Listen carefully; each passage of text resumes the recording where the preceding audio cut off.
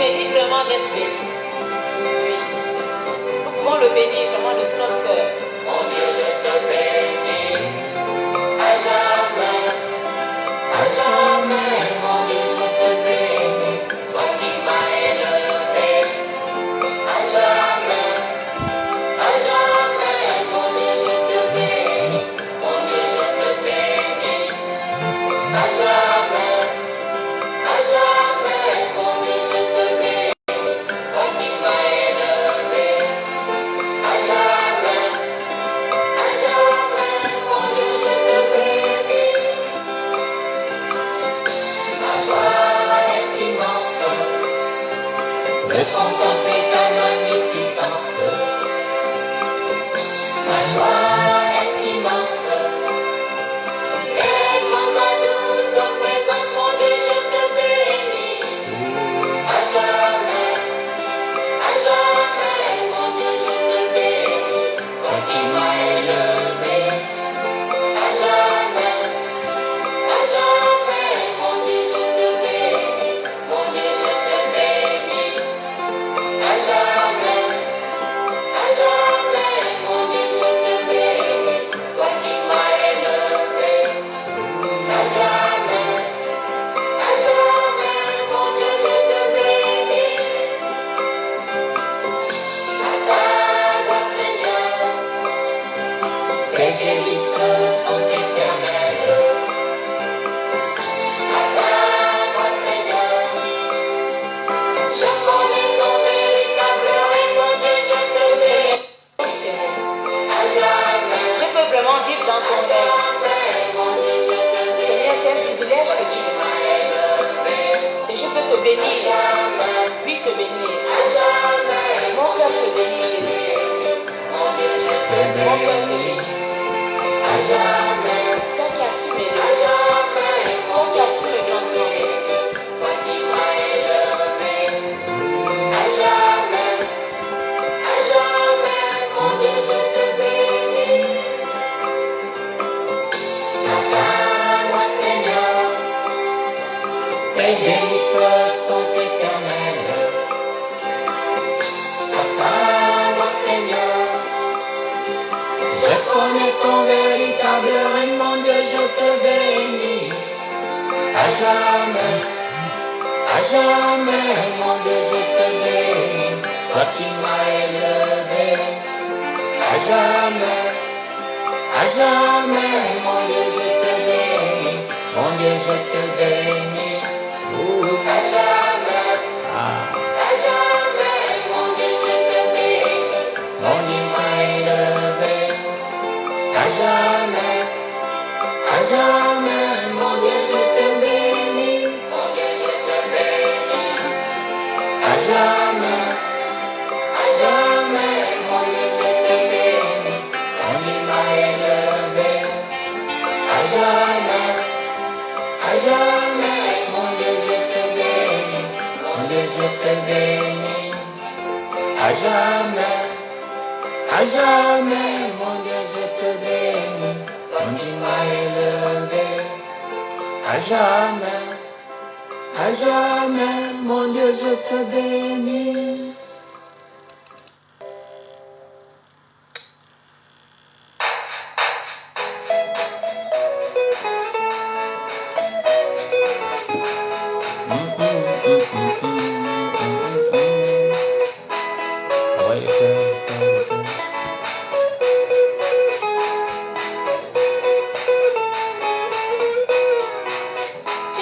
Pour moi, alléluia, tu es tout pour moi. Jésus, tu es tout pour moi. Alléluia, tu es tout pour moi. Jésus, je peux t'aimer et t'adorer, je peux t'aimer. Jésus, je peux t'aimer et t'adorer, je peux t'aimer. Jésus, tu fais ma joie. Alléluia, tu fais ma joie. Jésus, tu fais ma joie. Alléluia, tu fais ma joie. Jésus, je peux t'aimer et t'adorer, je peux t'aimer. Jésus, je peux t'aimer et t'adorer, je peux t'aimer. Jésus.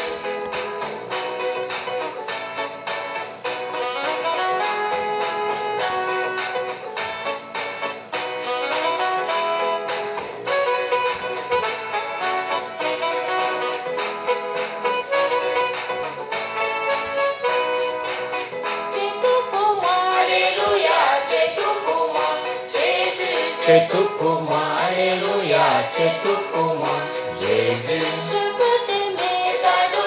Je peux t'aimer, Jésus, je peux t'aimer et t'adorer, je peux t'aimer, Jésus.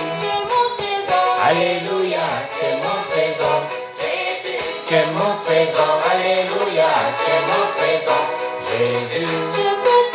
À l'adorer, je peux t'aimer, Jésus, je peux t'aimer et t'adorer, je peux t'aimer, Jésus.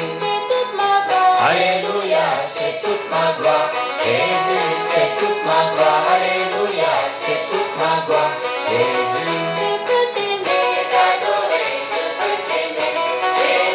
Je peux t'aimer et t'adorer, je peux t'aimer, Jésus. Bonsoir, bonsoir, bonne arrivée.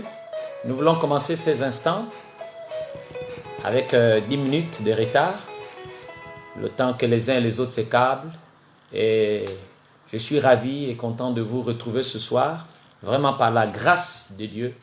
Et nous croyons que sa présence est toujours d'actualité dans chacune de vos vies. Merci pour ces moments bénis. Et c'est toujours une joie de constater qu'il y a des frères et des sœurs qui aiment bien le Seigneur.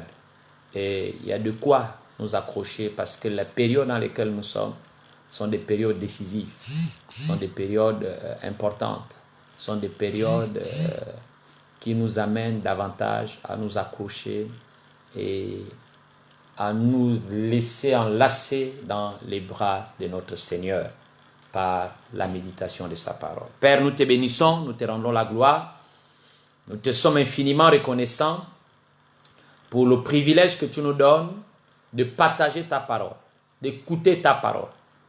Merci Seigneur. Prends le contrôle de ces instants, bénis, et que tout ce qui doit être fait soit à la gloire et pour la gloire de ton nom. Sois élevé à jamais au nom de Jésus. Amen. Donc je vais lire avec nous ce soir dans 2 passages bibliques, l'un dans l'Ancien Testament, l'autre dans le Nouveau Testament. Merci d'inviter les autres. Voilà, merci beaucoup. Bonsoir à tout le monde et soyez la bienvenue. Et je veux formuler à votre endroit ce qui est écrit dans Éphésiens, vous êtes bénis.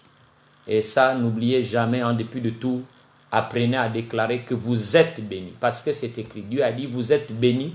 Nous sommes bénis de toutes sortes de bénédictions spirituelles dans le lieu céleste en Christ. Donc, vous êtes bénis. Si vous avez entendu hier, les hommes vous disent, vous êtes maudits.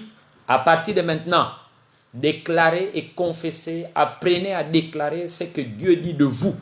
Pas ce que les hommes disent de vous seulement, mais ce que Dieu dit de vous. Et ce que les hommes disent, il faut retenir, il faut tenir compte de ce qui est conforme à la parole de Dieu.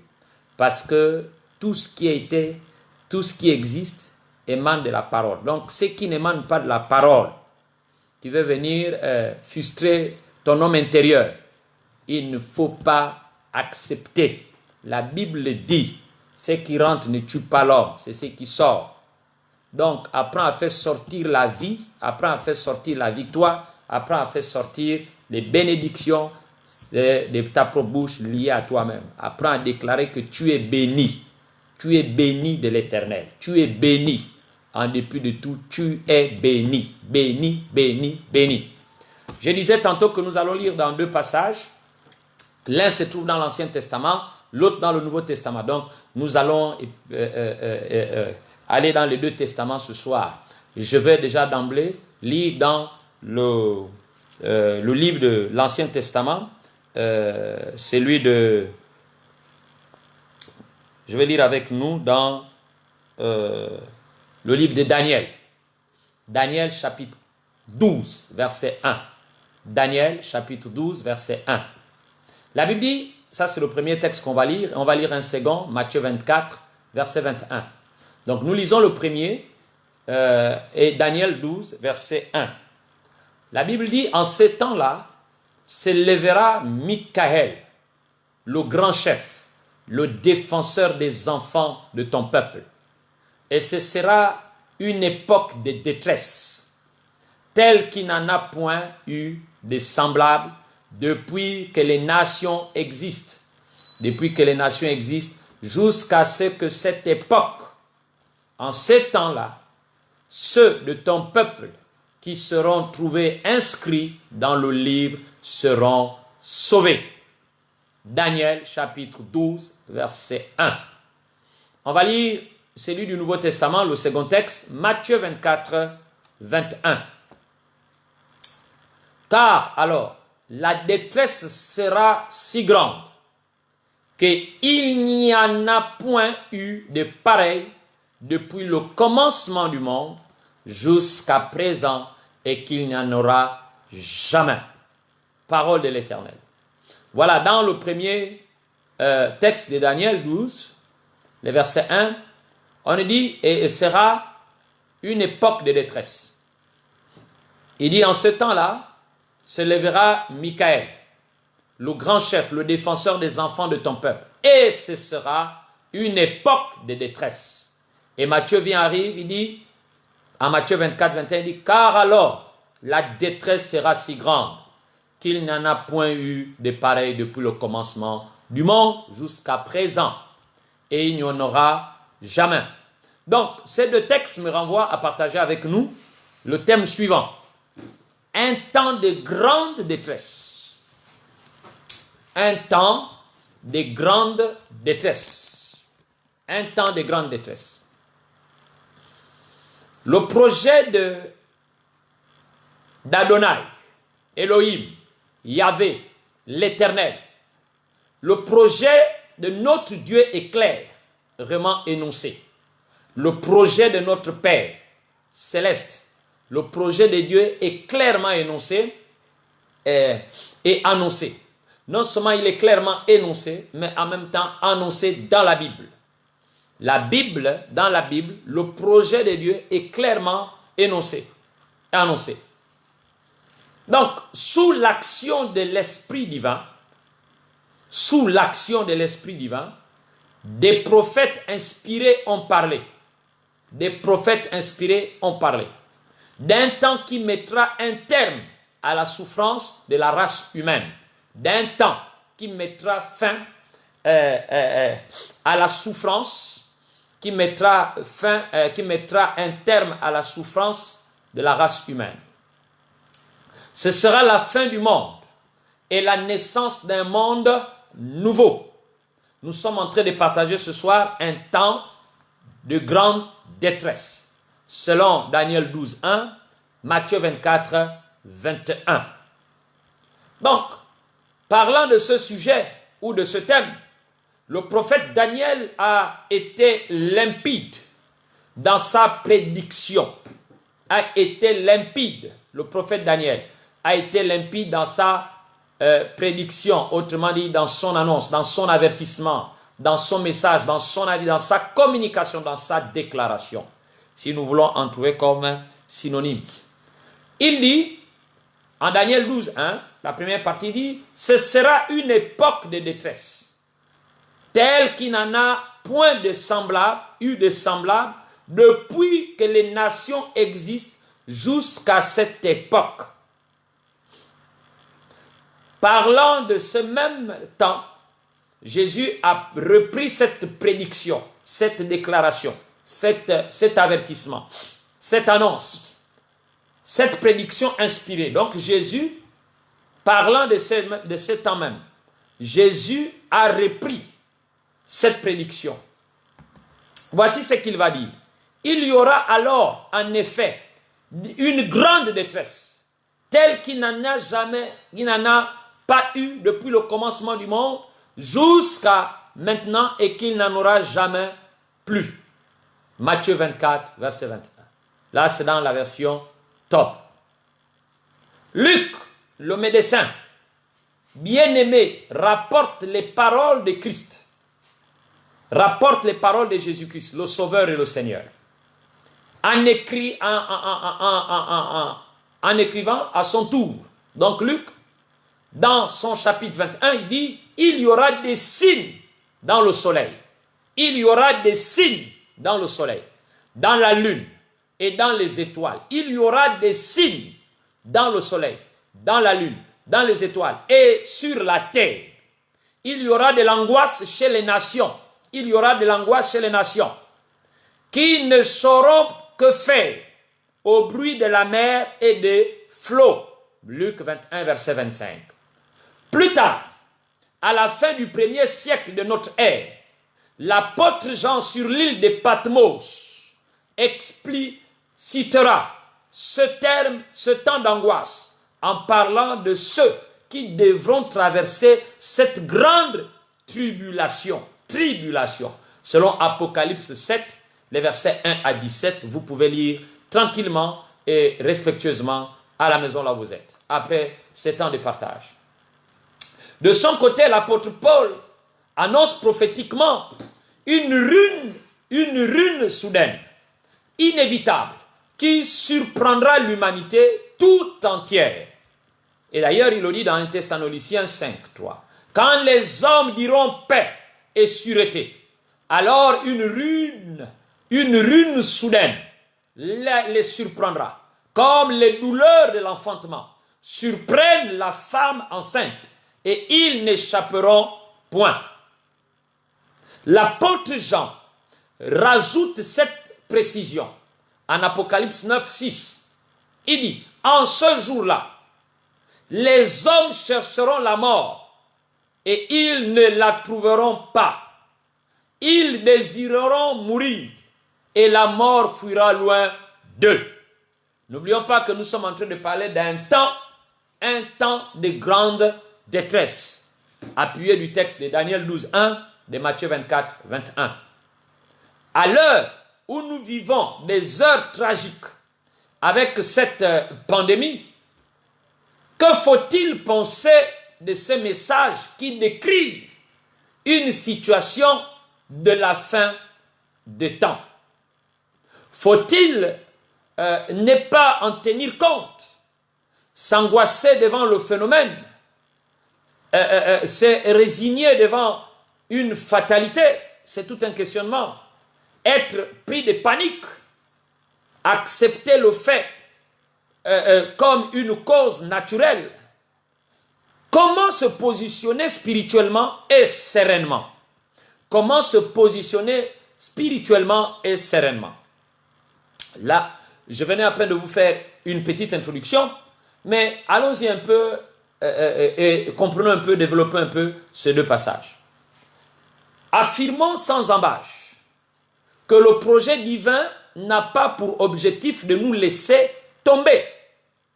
J'ai dit, affirmons sans embâche, que le projet divin n'a pas pour objectif de nous laisser tomber devant un scénario catastrophique. Le témoignage des prophètes et la venue de Jésus-Christ sont suffisamment éloquents pour nous parler d'un itinéraire de vie et non de mort. De vie et non de mort. C'est l'amour et la vie qui triomphent. C'est l'amour et la vie qui triomphent. La volonté divine est claire. La volonté divine est claire. Sur ce point, la volonté divine est claire sur ce point. C'est l'amour et la vie qui triompheront. C'est l'amour et la vie qui triompheront demain ou qui triompheront. La volonté divine est claire sur ce point. Dès lors, comment faut-il comprendre? Dès lors, comment faut-il comprendre ces prophéties mortelles? Ces prophéties mortelles.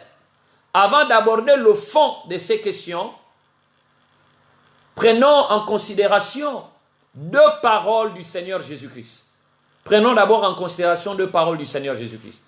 En Jean 16, 33, il dit, vous aurez des tribulations dans le monde. Vous aurez des tribulations dans le monde. Mais prenez courage, j'ai vaincu le monde. Gloire à Dieu.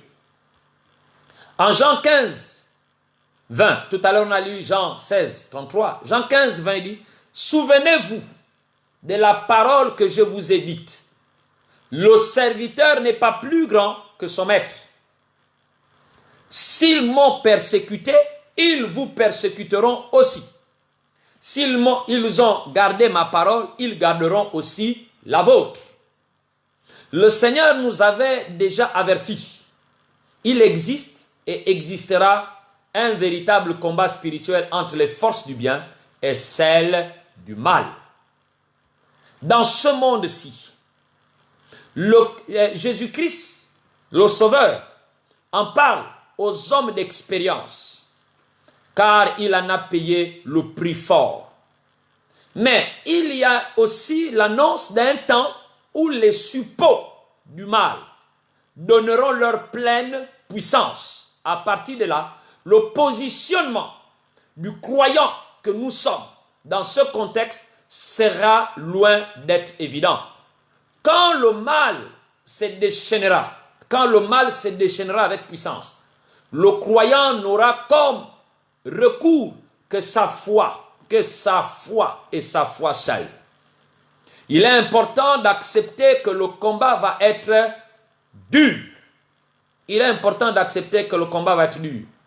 C'est la raison pour laquelle le Seigneur a posé la question. Quand le Fils de l'homme viendra, trouvera-t-il la foi sur la terre? Selon Luc 18, verset 8. Quand le Fils de l'homme viendra, trouvera-t-il la foi sur la terre? Il précisera par ailleurs, si ces jours-là n'étaient pas abrégés, personne n'aurait la vie sauve. Mais à cause des élus, gloire à Dieu, ce jour-là seront abrégés. Matthieu 24, verset 22. Gloire à Dieu, à cause des élus, à cause de toi et moi, à cause de nous, Dieu va abréger. Devant la force de ces propos, relevons l'essentiel pour notre édification. Ce soir, relevons l'essentiel pour notre édification. 1. Si Jésus-Christ, le Seigneur et le Sauveur, si Jésus a vaincu le mal, croyons que par la foi, le Seigneur nous donnera aussi la victoire. Ça, c'est la devant les forces, propos qui a été dit un peu plus haut, c'est l'essentiel. Ça veut dire que si le Seigneur Jésus-Christ a vaincu le mal, croyons aussi que par la foi, le Seigneur nous donnera aussi la victoire. Nous sommes en train de parler d'un temps de grande détresse tiré des textes de Daniel 12:1, Matthieu 24:21. Deuxième approche, l'adhésion à son message induit inévitablement un combat spirituel difficile. Il convient de ne pas le sous-estimer. La lutte risque d'être terrible. Troisièmement, c'est que nous devons comprendre, toutefois, l'aboutissement de ce combat nous ouvre à une finalité glorieuse. Selon Apocalypse 7:14 nous dit, je le cite, Jean, je lui dis, mon Seigneur, tu le sais.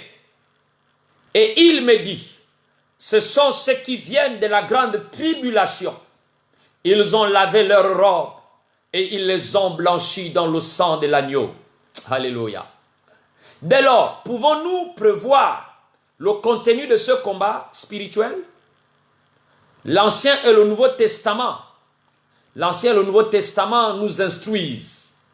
Prenons l'exemple de Jacob. Jacob, qui est devenu plus tard Israël. Pour avoir extorqué par ruse, à l'instigation de sa mère Rebecca, la bénédiction divine délivrée par Isaac, Jacob dut fuir pour éviter la courroie et le courroux, de son frère Ésaü. Ça, vous pouvez le lire dans Genèse chapitre 27, les 33 premiers versets, donc de 1 à 33. 20 ans plus tard, il s'agit toujours de Jacob, voulant revenir au pays, Jacob fut envahi par une peur, panique, en apprenant que son frère venait au-devant de lui, avec 400 hommes.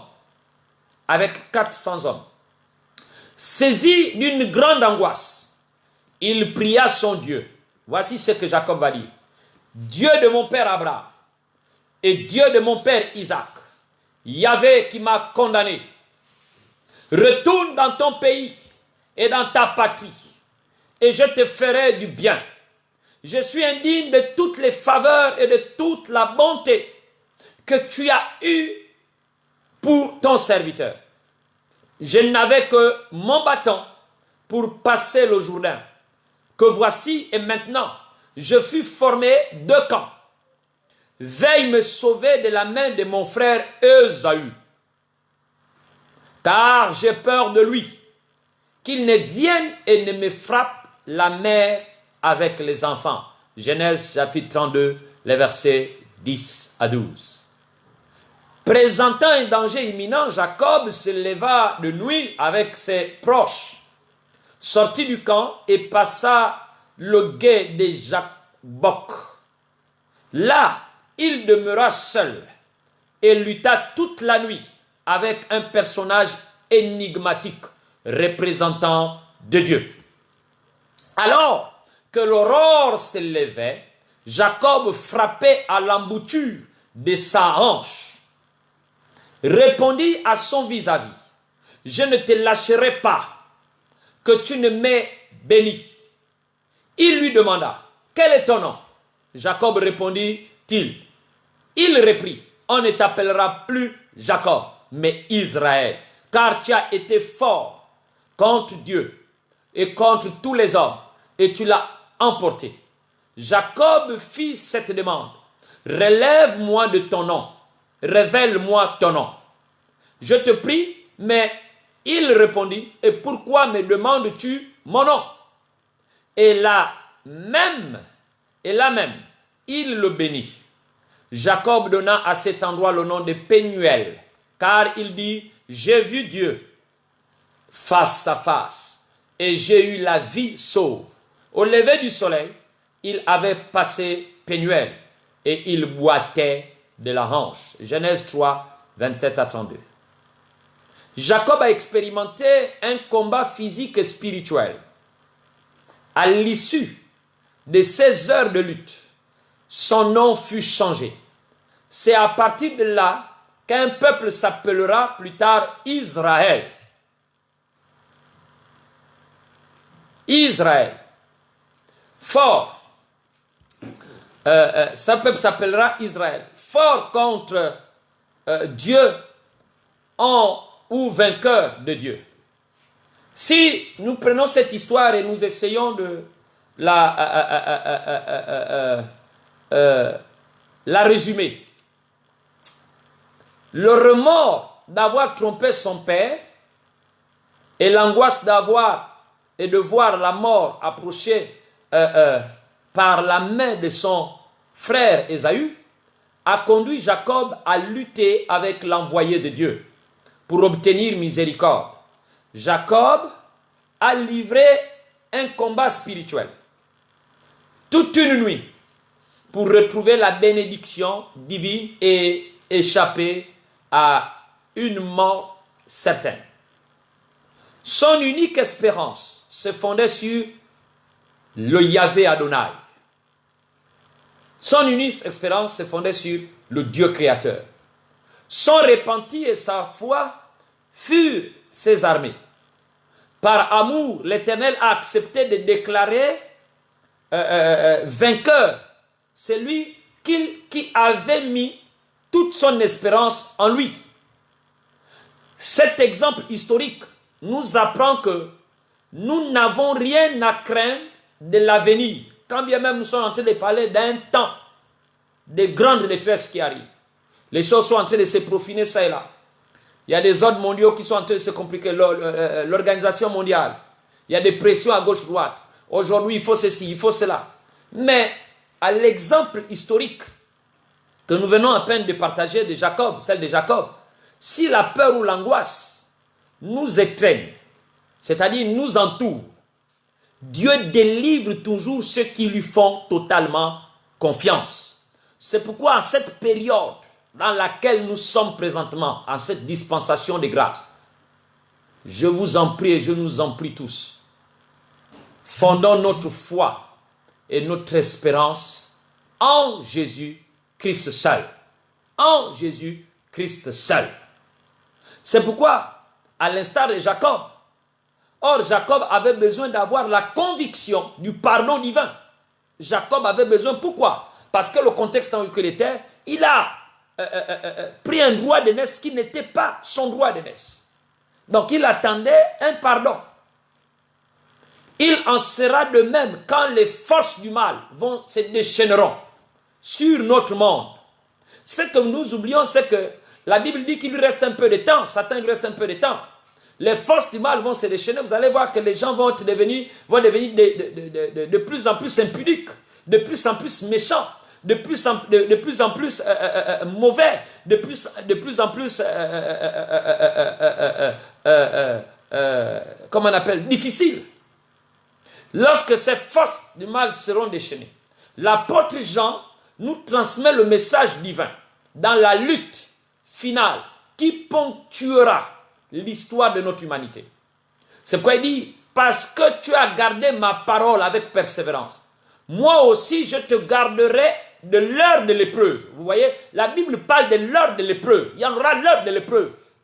La Bible dit, parce que tu as gardé ma parole. Donc l'apôtre Jean nous a transmis le message divin dans la lutte finale qui ponctuera l'histoire de notre humanité. Voici ce que l'apôtre Jean dit. Il le dit d'ailleurs dans l'Apocalypse. Parce que tu as gardé ma parole avec persévérance, moi aussi je te garderai de l'heure de l'épreuve qui va venir sur l'humanité entière. Dieu dit, il y a l'heure de l'épreuve qui va venir sur l'humanité entière et mettra à l'épreuve les habitants de la terre. Apocalypse chapitre 3. Vous pouvez voir le verset 10. Et il dit, à l'épreuve les habitants de la terre. Les avertissements de la parole divine sont forts et précis. Nous pouvons les ignorer, ce n'est pas un problème, en souriant, en nous moquant, c'est bon. Ah, depuis là, les pasteurs ils disent, l'église ils disent, mais je suis en train de te lire les textes bibliques. Nous pouvons nous en moquer, il n'y a pas de problème. Il n'y a pas un souci avec ça. Mais, cependant, quand les prophéties se réaliseront, il sera nécessaire de savoir de quel côté nous voulons nous placer. C'est pourquoi maintenant, place-toi du côté de Dieu. Comme il le dit si bien. Il dit ici, passe ma parole avec persévérance. Moi aussi, je te garderai de l'heure de l'épreuve qui va venir sur l'humanité entière. Donc, il n'y a pas une partie de l'humanité qui ne va pas subir cette épreuve. Toute l'humanité entière subira cette épreuve. Et mettra quoi? À l'épreuve les habitants de la terre. C'est pourquoi, mon frère, ma soeur, toi qui me suis ce soir, toi qui as déjà fait le choix avec le Seigneur, gloire à Dieu, reste accroché. Mais toi qui n'as pas encore fait le choix avec ce Seigneur, cette rencontre, cette invite, je suis en train de te dire que les avertissements de la parole de Dieu sont forts, vraiment forts et précis. Nous pouvons les ignorer, ce n'est pas un problème, en souriant peut-être, en nous moquant. Cependant, quand les prophéties vont se réaliser, où serons-nous? Il sera nécessaire de savoir de quel côté nous allons, ou bien nous allons nous placer. C'est important. Si nous ne tenons pas compte de ces avertissements, comme si Jésus-Christ était mort pour rien. D'ailleurs, l'apôtre Paul le témoigne en 2 Corinthiens 6.1. Je vais le lire pour nous. 2 Corinthiens 6.1. Il avertit, il n'est pas mort pour rien. Il est mort pour notre salut. Voici ce que la Bible dit. Puisque nous travaillons avec Dieu, nous vous exhortons à ne pas recevoir la grâce de Dieu en vain. Nous ne devons pas prendre cette grâce en vain. Or, dans le déferlement des problèmes que connaît ce qui va connaître notre monde, l'apôtre Jean, disciple de l'amour, nous dit ceci en Apocalypse 12.12. C'est pourquoi, soyez dans la joie, vous les cieux, et vous qui avez votre demeure, malheur à vous, la terre et la mer, car le diable est descendu vers vous, emporté de fureur, sachant que peu de temps lui reste. Je suis dans la version Tord. Peu de temps lui reste.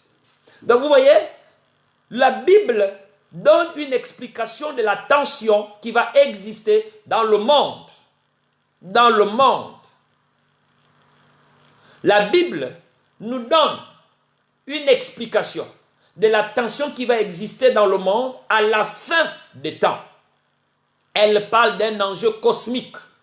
Elle parle d'un enjeu cosmique entre les forces du bien et celles du mal. Si la divinité nous a visités en la personne de Jésus-Christ, en la personne de Christ, ça veut dire loin de Dieu, c'est bien pour nous associer à sa victoire. Gloire à Dieu. C'est bien pour nous associer à sa victoire. L'accueil de la foi est notre réponse d'amour à l'endroit du Messie, à l'endroit du Fils de Dieu, à l'endroit de l'envoyé éternel. Alléluia. De toute façon, tous les scientifiques prédisent tôt ou tard, je suis en train de dire, tous les scientifiques du monde prédisent tôt ou tard la fin de notre planète. Ils disent qu'elle n'échappera pas à l'évolution de notre univers et se désintégrera un jour. La plupart d'entre eux prédisent une cause naturelle. La Bible parle d'une cause spirituelle. Et il parle d'une cause naturelle, mais ma Bible parle d'une cause spirituelle. Qui croit à ce carrefour? Les scientifiques en parlent d'une cause naturelle. La Bible parle d'une cause spirituelle. Qui croit? Mais je pense que nous devons croire le Créateur. Oui bien, nous faisons confiance aux prédictions des hommes. Ou bien nous la plaçons, notre confiance en Dieu, pour éviter le piège de la foi des charbonniers. Jésus-Christ nous a donné de nombreux signes. Il atteste la fin programmée de notre monde. Quand vous lisez tout le chapitre 24 de Matthieu. En d'autres termes, il dira dans son dernier discours sur le mot des oliviers. Je cite Jésus. Voici ce qu'il va dire. Les hommes défailliront des frayeurs, dans la crainte des malheurs arrivant sur le monde. Car les puissances des cieux seront ébranlées. Alors, ils verront le Fils de l'homme venir entouré d'une nuée dans la plénitude de la puissance et de la gloire. Quand ces événements commenceront à se produire, redressez-vous et relevez la tête, car votre délivrance est proche. Et il lança à ses disciples cet avertissement solennel. Tenez-vous sur vos gardes, des craintes, que vos cœurs ne s'alourdissent dans l'ivresse, les beuveries et les soucis de la vie, et que ce jour-là ne tombe pas sur vous à l'improviste, comme un filet, car il s'abattra sur tous ceux qui se trouvent sur la face de la terre entière. Mais restez éveillés dans une prière de tous les instants pour être jugés dignes d'échapper à tous ces événements à venir et de vous tenir debout devant le Fils de l'homme. Nous dit, quand vous allez lire ça dans le chapitre 21 de Luc. Vous allez voir les versets 20, la première partie 26 à 28, la deuxième partie 34 à 36. Dès lors, comment développer une bonne attitude face à ça? Le prophète Ésaïe l'a énoncé avec précision. Il dit dans le chapitre 30, le verset 15, il dit, c'est dans la tranquillité et le repos que sera votre salut. Dans la tranquillité et le repos que sera votre salut. C'est dans le calme et la confiance que sera votre force. Gloire à Dieu. Que nous soyons affectés par tous ces événements, c'est-à-dire ce que nous venons à peine d'écrire, ou ce qui est décrit dans l'évangile de Matthieu, chapitre 24. Quoi de plus normal? Seulement par sa grâce, Dieu guidera ceux qui lui font confiance. Comme nous dit le psaume 107, le verset 30. Dieu guidera que ceux qui lui font confiance. Est-ce que fais-tu confiance à Dieu? Nous sommes en train de parler d'un temps de grande détresse. C'est important que tu comprennes que la Bible en parle, que toute la terre, c'est pas une partie, c'est toute la terre. Voilà. Le psaume 107, verset 30, je lis pour nous. Ils se réjouiront de ce qu'elle s'était apaisée, et l'Éternel les conduit au port désiré. Au port désiré. Au port désiré. Alors, exerçons-nous dès maintenant. C'est le moment de s'exercer maintenant. En leur temps, les apôtres ont intégré cette nécessité apaisante. Observons partout que le passage de la maîtrise humaine à l'abandon en Dieu ne s'est pas imposé en un jour. Le passage de la maîtrise humaine à l'abandon en Dieu ne s'est pas imposé en un jour. C'est l'expérience de la foi au quotidien qui engendre l'assurance intérieure. C'est l'expérience de la foi au quotidien qui engendre l'assurance intérieure. Elle nous convainc que notre Père céleste nous conduit à bon port. Paul dira, l'apôtre Paul dira, fort d'une pareille espérance, nous sommes pleins d'assurance. 2 Corinthiens 3,12. Fort d'une pareille espérance, nous sommes pleins d'assurance. Pour lui, aucun événement, si tragique soit-il, ne pouvait lui ravir l'assurance d'être dans l'amour de Dieu, manifesté en Jésus-Christ. Nous dit Romains 8, 38. Et même lorsqu'il était averti, il était meurtri, même lorsqu'il était meurtri, dans sa chair, c'est-à-dire quand il a subi des coups de fouet, l'emprisonnement, ça c'est Paul, il a été lapidé et laissé même pour mort. Il a fait naufrage, là, dans cette machin, par 3 fois. Il a été battu, ça c'est Paul, des verges. Ça, vous pouvez aller lire dans 2 Corinthiens 11, à partir du verset 21 à 33. Il a estimé, malgré ça, il a estimé que les souffrances qu'il endurait ne pouvaient supporter aucune comparaison. Ne pouvaient supporter aucune comparaison avec la gloire à venir, dont il serait le bénéficiaire, nous dit Romains 3, 18. Et je vais lire ce texte de Romains 3, 18. Romains 3, 18. Je vais lire ce texte. Voici ce qu'il dit.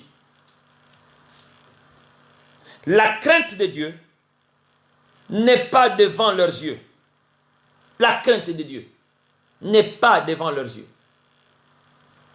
Donc, bien aimé, l'apôtre Pierre a aussi invité ses frères que nous sommes, ses frères et sœurs à son temps, à entrer en résistance face à la montée des souffrances que ces derniers subissaient un peu partout.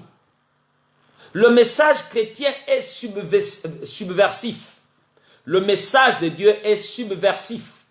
C'est-à-dire, il peut être démolisseur, il est subversif, il est ravageur. Il dérange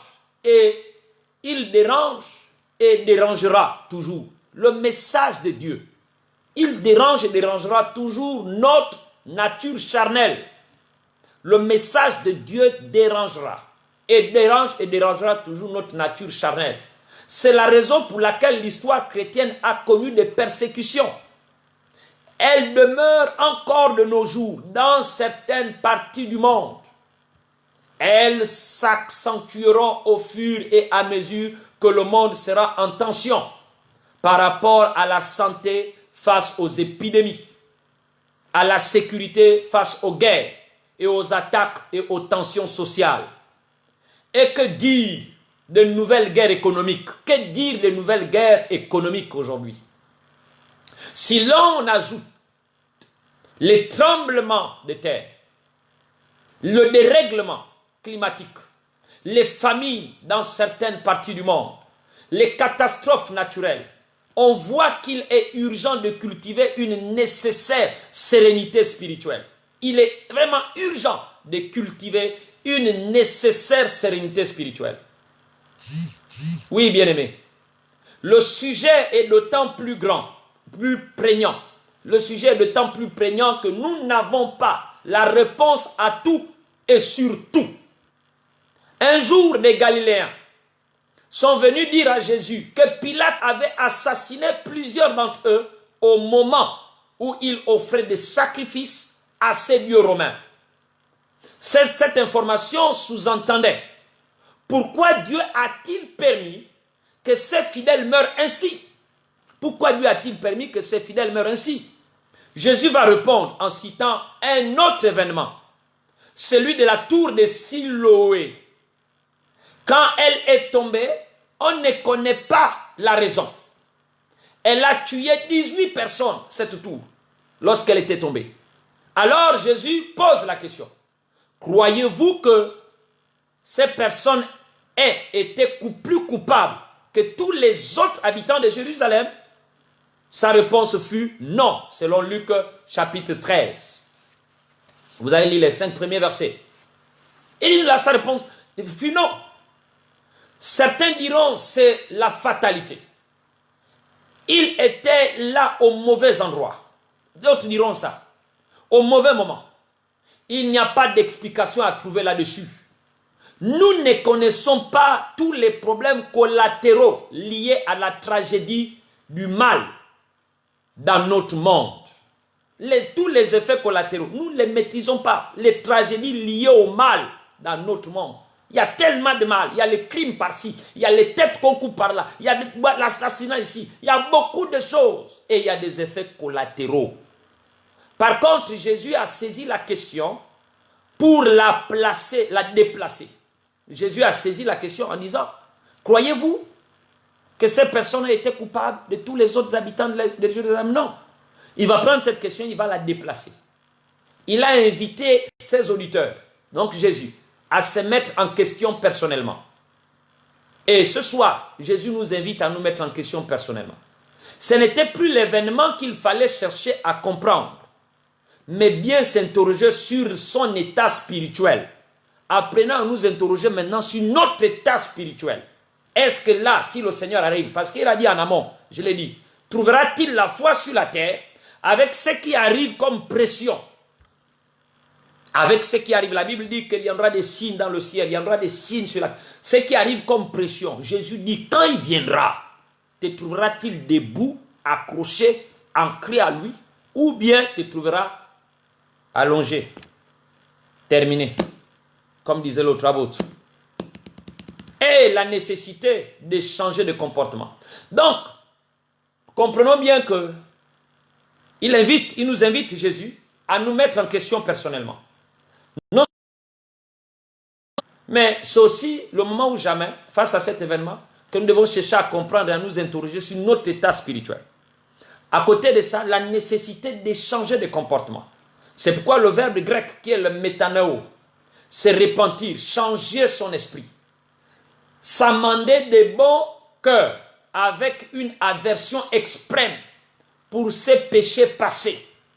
Alors, les paroles de Jésus-Christ prennent davantage de relief. La Bible nous dit dans Jean 12, 35 à 36, la lumière est encore pour un peu de temps. La lumière est encore pour un peu de temps au milieu de vous. La lumière est encore pour un peu de temps au milieu de vous. Marchez pendant que vous avez la lumière, afin que les ténèbres ne vous surprennent point. Celui qui marche dans les ténèbres ne sait où il va. Pendant que vous avez la lumière, croyez en la lumière. Christ est la lumière. Afin que vous soyez des enfants de lumière. C'est pourquoi restons accrochés à la lumière pendant qu'il y a encore un peu de lumière. Un peu de lumière, c'est le temps où nous partageons l'évangile. C'est le temps où tu peux encore méditer cette parole. Reste accroché là-dedans. Mais bientôt, maintenant regardez tous ceux qui sont en train de diriger là. Tous ceux qui vont partout là. Ils font des choses n'importe comment. N'importe comment. Sans comprendre ce qu'ils sont en train de faire. Sans comprendre. Sans comprendre. C'est pourquoi pendant qu'il a encore, je prends, il dit la lumière est encore. La lumière est encore pour un peu de temps au milieu de vous. Marchez pendant que vous avez la lumière, afin que les ténèbres ne vous surprennent pas. Mon frère, ma soeur, ce n'est pas un problème de l'autre, ce n'est pas un problème de l'autre, non, c'est un problème personnel. Reste accroché à Christ. Pendant qu'il y a la lumière là, n'éteins pas la lampe. N'éteins pas la lampe. Cette lampe-là, quand le temps va arriver, quand le temps de grande détresse sonnera, Dieu dit, il a dit plus haut, que ceux qui vont rester fidèles, il nous soutiendra, il nous sauvera. Nous constatons que notre monde entre dans une phase inconnue. Je préfère vous le dire. Nous sommes tous en train de constater que notre monde est en train de rentrer dans une phase inconnue de son histoire. Si vous ne voyez pas, ce n'est pas un problème. Mais regardez les informations, lisez les médias. Regardez tout ce qui se passe à gauche-droite. On a des déclarations où maintenant, c'est maintenant les maîtres religieux qui viennent maintenant activer les ordres mondiaux. En tout cas, ils sont en train d'activer les choses. Mais je suis en train de nous dire, constatons ensemble que notre monde dans lequel nous vivons là, nous respirons, nous marchons, nous nous déplaçons, entre dans une phase inconnue de son histoire. Pour autant, une bonne attitude peut être embrassée. Une bonne attitude peut être embrassée.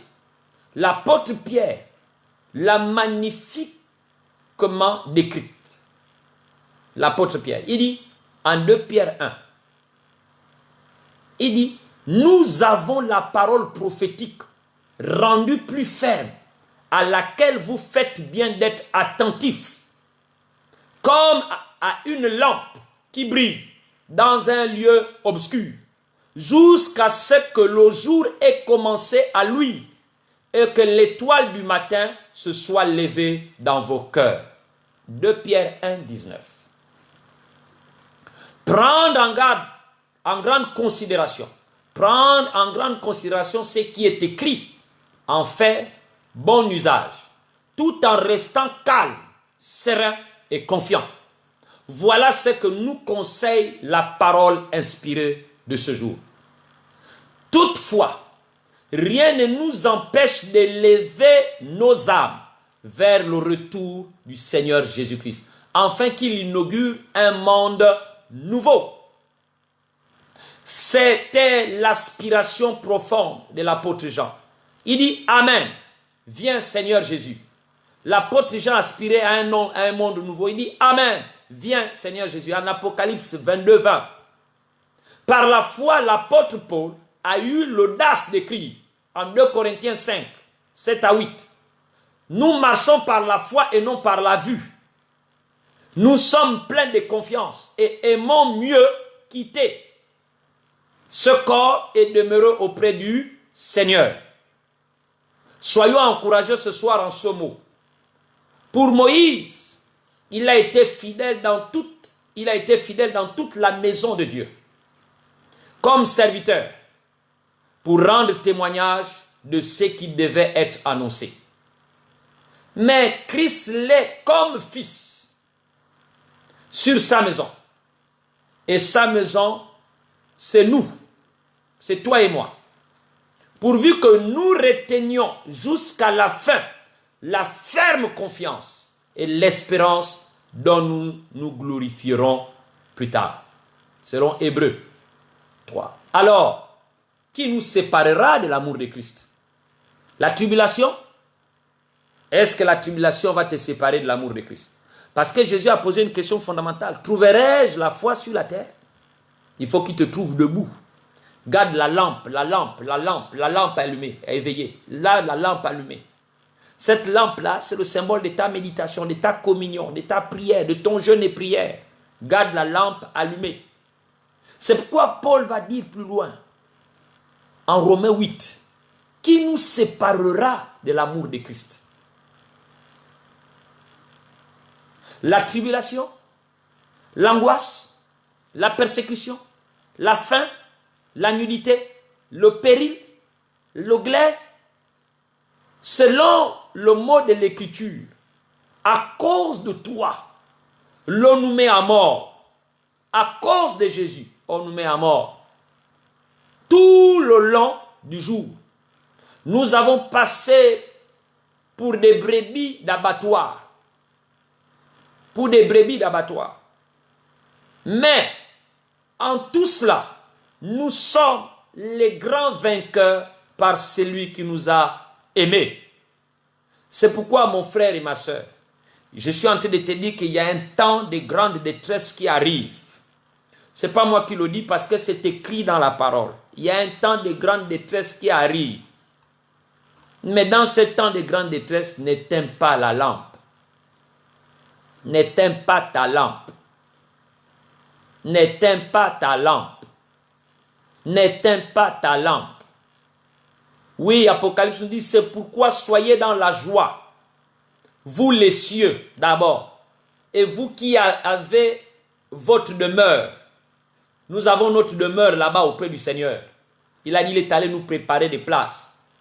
Il dit, malheur à vous, la terre et la mer. Ça, c'est Dieu qui parle en Apocalypse, par la bouche de Jean à l'île de Patmos, quand il reçoit cette révélation. Il dit, malheur à vous, la terre et la mer, car le diable est descendu vers vous, emporté de fureur, sachant que peu de temps lui reste. Et Paul nous dit, et le même Jean nous dit, autant pour moi, le même Jean nous dit, parce que tu as gardé ma parole avec persévérance, moi aussi je te garderai de l'heure de l'épreuve. Donc il y a une heure de l'épreuve qui est prévue. Garde ta lampe allumée. Garde ta lampe allumée, mon frère, ma soeur. Que le sexe n'éteigne pas ta lampe. Que la gloire éphémère n'éteigne pas ta lampe. Que le moi n'éteigne pas ta lampe. Il dit, parce que tu as gardé ma parole avec persévérance, moi aussi je te garderai de l'heure de l'épreuve. Ça, c'est la promesse que Dieu nous fait. Qui va venir sur l'humanité entière et mettre à l'épreuve les habitants de la terre. Ah, donc, il y a quelque chose qui viendra mettre à l'épreuve les habitants de la terre. Mon frère, ma soeur, toi qui as donné ta vie à Jésus, garde ta lampe. Maintenant, toi qui n'as pas encore donné ta vie à Jésus, ce soir, tu peux remettre ta vie à Jésus, tu peux donner ta vie à Jésus, et Jésus va allumer cette lampe. Et quand il va allumer cette lampe, je suis sûr et certain et convaincu qu'il va te garder à de l'heure de l'épreuve qui va venir sur l'humanité. Qui va venir? C'est pas que c'est déjà... Qui va venir? Nous sommes au futur. Ça peut être demain, ça peut être après-demain. Mais cette heure de l'épreuve viendra sur la terre. Tout entière. Et mettra à l'épreuve les habitants de la terre. Les avertissements de la parole divine sont forts et précis. Mon frère, ma soeur, garde ta lampe allumée. Dieu délivre toujours ceux qui lui font totalement confiance. Ça arrive. Oh. Tu ne vas plus acheter sans la marque. Je ne sais pas quand ça va, mais ils sont en train déjà de chercher à activer tout ça. Ça arrive. Ça arrive. Vous allez remarquer qu'aujourd'hui, l'homme devient égoïste, l'homme devient méchant, l'homme devient bizarre. Non, chaque jour qu'on avance, l'homme devient... En fait, tu te demandes même si réellement, même dans nos propres familles, tu sens la haine monter. Dans les lieux professionnels, tu sens la jalousie monter davantage. C'est-à-dire que quelqu'un est prêt à aller tuer l'autre dans la forêt pour avoir seulement un poste parce qu'il y a 50 000 de plus. Parce qu'il y a une voiture de service. Parce qu'il veut paraître. Les amis, parce que tu as gardé ma parole avec persévérance, moi aussi, je te garderai de l'heure de l'épreuve qui va venir sur l'humanité entière et mettra à l'épreuve les habitants de la terre. Dieu merci, on a dit les oiseaux ou les poissons de la mer. On a dit les arbres de la terre. Non, on a dit les habitants de la terre. C'est pourquoi il faut savoir de quel côté tu te trouves aujourd'hui. C'est maintenant qu'il faut choisir. Il viendra protéger ceux qui le connaissent et qui l'aiment. Toi, est-ce que tu connais le Seigneur? Est-ce que tu as fait la paix avec le Seigneur? Toi qui me suis ce soir, par la grâce de Dieu. La Bible dit que ceux qui ont des oreilles entendent ce que l'Esprit dit. Je bénis Dieu parce que Dieu t'a doté de 2 oreilles pour entendre sa voix. Il y a des gens qui entendent, je ne sais pas, ils entendent beaucoup, ils entendent. Oh! Ah, mon frère. Dieu parle tantôt d'une manière, tantôt d'une autre. Peut-être la manière dont il a voulu te parler aujourd'hui, c'est avec ma faible parole. Avec toutes les sortes de fautes, peut-être, il n'y a pas un problème. Mais le plus important, c'est de comprendre que malheur, la Bible dit malheur à la terre et la mer, car le diable est descendu vers vous, emporté des fureurs, sachant que peu de temps lui reste. Parce que n'oubliez pas que Dieu est en train d'amener ce monde pour aller faire amener un nouveau monde, de nouveaux cieux, de nouvelles terres.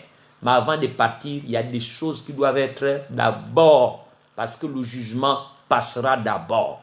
C'est que l'homme a sémé, il faut qu'il le moissonne d'abord.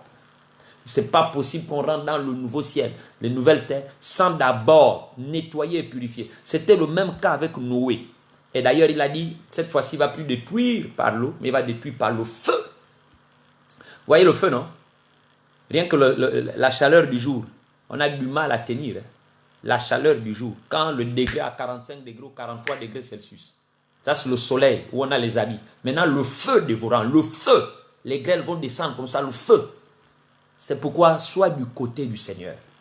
Je suis en train de t'interpeller, sois du côté du Seigneur. Ce n'est pas le moment de dire, oh, je suis président, je suis ministre, je suis directeur, je suis ceci. Non, ça, c'est le moment où jamais de dire, ah, si Dieu a laissé ces témoignages de parole, tôt ou tard, ça arrivera. Ça arrivera. Tu as entendu ce soir. Ne dis pas demain, Seigneur, mais je n'avais pas entendu qui avait prêché. J'ai parlé. Peut-être je n'ai pas bien fait, mais j'ai parlé. Et je reprends encore ce texte. Apocalypse 3:10. Je reprends ce texte pour mieux t'encourager et te dire, mon ami, ma soeur, mon frère, le temps qui arrive, il faut être à l'abri haut. L'abri sans Jésus. Il dit, parce que tu as gardé ma parole. Qui? C'est lui qui a fait la paix avec lui. Tu as gardé ma parole avec persévérance. Ça veut dire quoi? Ça veut dire qu'il y a eu de hauts et de bas. Avec constance, avec volonté, avec régularité. Constant, avec persévérance, ça veut dire avec régularité. Parce que tu as gardé ma parole avec persévérance. Moi aussi, je te garderai de l'heure de l'épreuve qui va venir sur l'humanité entière et mettra à l'épreuve les habitants de la terre. Que rien ne te sépare de cette parole que tu as gardée avec persévérance. Quand il viendra, trouvera-t-il la foi? Que toi tu répondes oui, Seigneur. Fais-moi grâce de me trouver debout. Ce qui arrive demain, j'insiste, ce qui arrive demain, plein vont reculer, risqueront de reculer parce que la pression sera forte. Mais nous bénissons Dieu parce qu'il a dit, Dieu est celui qui délivre toujours ceux qui lui font totalement confiance. Et fais confiance en Dieu.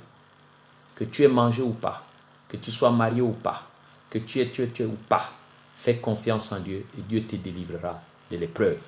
Que Dieu te bénisse ce soir.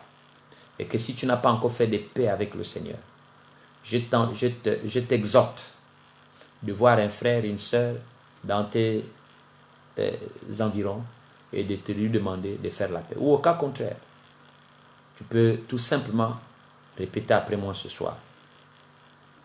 Père, je te dis merci parce que tu m'as fait la grâce d'écouter ta parole. Et je me suis rendu compte que je suis loin de toi. Mais tu as déjà planifié ou préparé sur toute l'humanité entière une période, une heure d'épreuve. Et moi, Seigneur, pas par la peur, mais parce que j'ai offensé ton nom. Et c'est toi qui as dit que si je viens à toi tel que je suis, tu ne me mettras point dehors. Ce soir, après avoir entendu ta parole, je viens me réconcilier avec toi, en reconnaissant mes manquements, en te demandant pardon de ces manquements et en t'invitant dans mon cœur comme Seigneur et Sauveur personnel, pour que désormais, tu prennes la direction, tu prennes le bateau, la direction de ma vie. que tu sois au centre, que tu prennes la direction de tout ce qui me concerne. Et pour que tu fasses de moi un adorateur véritable de ton nom. Je te bénis ce soir parce que je crois, Seigneur. Tu as dit que si je confesse de ma bouche le Seigneur Jésus et je crois dans mon cœur, je serai sauvé. Je confesse ton nom et je crois, Seigneur, que tu es rentré dans ma vie. Parce que tu as dit, si je frappe à la porte de ton cœur, si tu ouvres, j'entrerai et je soupirai avec toi. Merci, Seigneur, de rentrer, de venir souper avec moi. Fais de moi ton enfant. Car tu as dit à tous ceux qui l'ont reçu et qui ont cru en son nom, tu as donné le pouvoir de devenir enfant de Dieu. Pas né de la volonté de l'homme, ni de la chair, mais de Dieu. C'est pourquoi ce soir, je déclare par ta grâce que je suis né dans ton royaume. Louange, honneur et gloire à toi. Et que ta volonté désormais s'applique et s'accomplisse dans ma vie. Prends le contrôle au nom de Jésus. Père, merci pour cet homme et cette femme qui certainement a fait la paix avec toi ce soir. Je prie, Seigneur, que tu l'amènes. Et merci d'inscrire son nom dans le livre, l'annale royale. Parce que, Seigneur, tu as dit, tu ouvriras le livre des souvenirs. Seigneur, que tu te souviennes de ce jour pour cet homme et cette femme. Car il est écrit qu'il y a la joie au ciel quand une âme revient à toi. Merci de parachever. Merci de te révéler. Merci davantage. Et pour mon frère et ma soeur qui sont déjà en toi, je te prie, Seigneur, de nous aider tous à garder ta parole avec persévérance. Afin que dans cette attente, je suis convaincu, Seigneur, que tu nous garderas de l'heure de l'épreuve qui va venir sur l'humanité entière et qui mettra à l'épreuve tous les habitants de la terre. Merci parce que tu dis, tu délivres toujours ceux qui te font totalement confiance. Seigneur, regarde mon frère et ma soeur qui te font confiance. Regarde-nous. Merci de nous délivrer à ces temps de détresse. À toi la gloire, l'honneur. Bénis-les et protège-les contre tous les plans macabres de l'ennemi. Que leur maison soit couverte de ton sang. Que ceux qui pensaient voir leur limitation voient leur élargissement.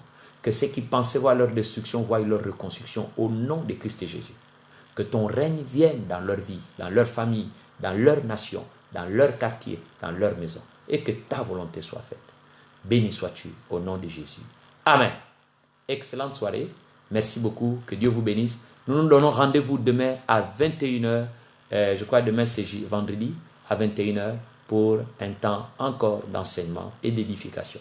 Que Dieu vous bénisse. Excellente soirée. À demain.